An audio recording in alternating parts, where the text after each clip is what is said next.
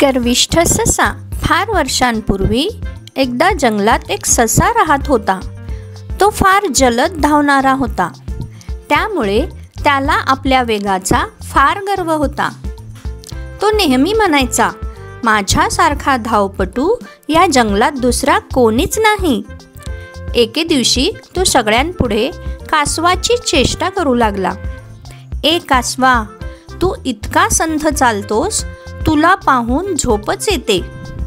कासव शांतपणे म्हणाला, असं का? मग आपण दोघे शर्यत लावूया का? ससा हसला आणि म्हणाला, तू माझ्याशी शर्यत? हा हा हा, ठीक आहे, तयार रहा. शर्यतीचा दिवस आला. सगळे प्राणी पाहायला जमले. शर्यत सुरू झाली. ससा विजेच्या वेगाने धावू लागला. थोड्या वेळाने तो मागे पाहतो.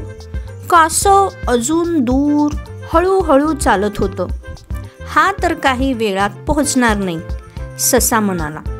थोडी झोप घेतो, मग धावतो. तो झाडाखाली झोपी गेला आणि कासव शांतपणे एक एक पाऊल टाकत पुढे जात राहिला. थोड्या वेळाने कासव लक्ष्य रेषेपर्यंत पोहोचला. सगळ्यांनी टाळ्या वाजवल्या. ससा जागा झाला आणि धावत आला, पण उशीर झाला होता. तो हरला होता.